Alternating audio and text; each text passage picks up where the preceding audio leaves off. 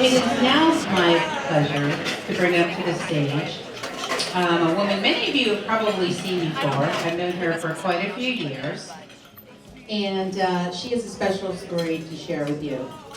The American Heart Association, the American Stroke Association are working hard in the community to help you make healthier choices, but there are also those in our community working to help create and pass legislation that impacts our heart and brain health. Many of you know that May is American Stroke Month, but you may not know that stroke is the third leading cause of death in women, and each year 55,000 more women suffer from stroke than men. Because women generally live longer than men, stroke will have more of a negative impact on their lives. Immediate medical treatment can minimize long-term effects of stroke and prevent death. It is important that emergency responders know where to get to the patient's care in the shortest amount of time. Through the work of volunteers in the American Heart Association, we are proud to announce that Pennsylvania has just joined 18 other states and the District of Columbia in enacting laws for the formal recognition of stroke facility designations and the development of transportation protocols. Often we may not understand the impact of what a law like this can mean. To help understand it, I would like to introduce a mom who is on a mission. And if you know Lucy Nazo, you know she's on a mission. Lucy, please come up and share your story.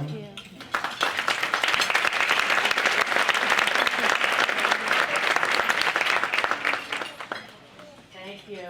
This is hard. Well, first, before I begin, I would like to recognize my incredible husband and partner, Paul. Would you please stand? We couldn't do any of this without Paul. Well, I bet no one can ever imagine hearing you've had a massive stroke, especially at the young age of 26 years old. And shockingly, in January, just of this year, one of our beautiful daughters, Lucy Alana, suffered a massive stroke. You can imagine we were literally in shock. It was surreal. We were devastated. After an earlier hospitalization elsewhere at the beginning of her journey, where she started out, our child was literally laying there, slipping away from us before our eyes, fighting for her life. Her heart was flatlining, oxygen cut off to the brain. Lucy thankfully was transported to the only comprehensive stroke center in our region, a true blessing to us, and that was Penn State Hershey Medical Center. In extreme, dire straits, Lucy underwent a life-saving brain crainectomy. And that means surgery was performed involving permanently removing the portion of the back part of her skull to allow for her swelling brain to have room to expand without squeezing or further impacting on her breathing and her erratic heart. There was great pain and suffering, as you can imagine. We all had to really dig deep, and how many of you in life have had to really dig deep under certain circumstances or challenges facing you and just have great strength and tremendous faith to get you through what you're dealing with? That was our family. Through the grace of God, Lucy made it. She made it through. Hallelujah. And when I say hallelujah, my friends and family can relate. They were my very own words that night, that dark night during surgery, after Lucy made it through. After many grueling days of suffering, uncertainty, and of course, fear. Lucy Alana's next step, after she could muster up the energy to become stable enough, was inpatient admission to Penn State Rehabilitation Hospital to begin her important recovery. And again, that's another blessing in our life, Penn State Hershey Rehab Hospital. She had to learn once again how to walk, how to regain her balance, how to dress herself, shower, put her hair up in a bun, as most ladies like to do, use her left side, start to learn how to cut her food again, which she's still working on mastering a lot of this. She also had to work on staying awake because her brain was tired. She was sleepy. She had to re-engage her brain, reconnect to life, and work on her memory and her mental health which I can't stress enough how much your mental health is impacted when you go through something like this, especially at a young age, when she doesn't have any other friends who have ever experienced anything like this at 26, now 27 years old. So she really had to begin her journey of coming back to life. But most importantly, she was motivated because she wanted to be able to hold her son, again, who's with us today. She wanted to be able to read to him, to be able to pick him up, to be able to play with him as a mom like she once did, and monkey around with her monkey, as she affectionately calls him again, because Vincent is Lucy's why, and Lucy and Vincent are our why, as well as our other beautiful daughter Lauren and the rest of our family.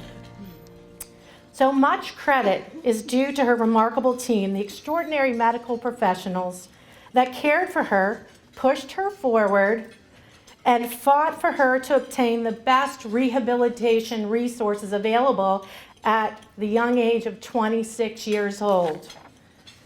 A heartfelt thank you to Hershey's Dr. William Pamela and patient care nurse Sharon Kadalski, who are joining us today and who really helped bring our miracle back to life for us and for our family. Please stand. Thank you so much.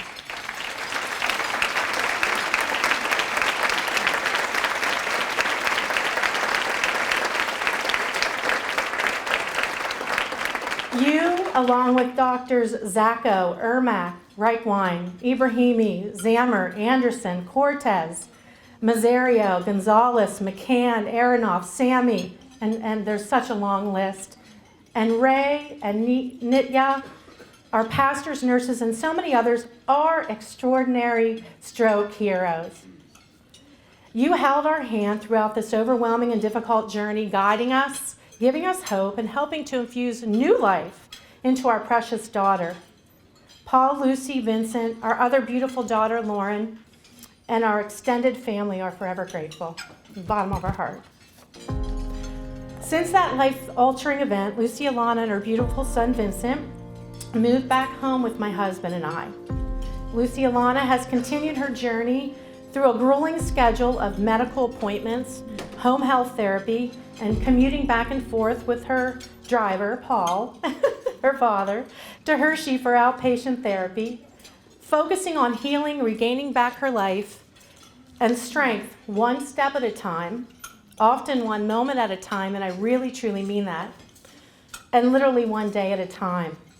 Through the loving care and encouragement of so many stroke heroes, including our media partners here today, thank you for helping us to get the message out.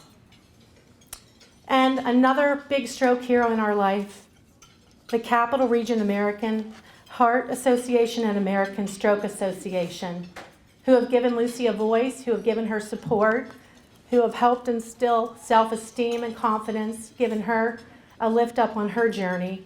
Thank you so much, and to the countless amazing friends, many of who are here joining us today. We love you all.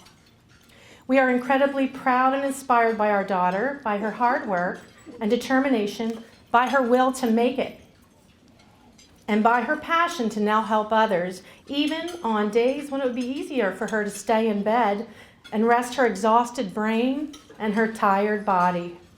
Lucy Alana, we love you so very much. You are a true stroke warrior. Please stand. We love you.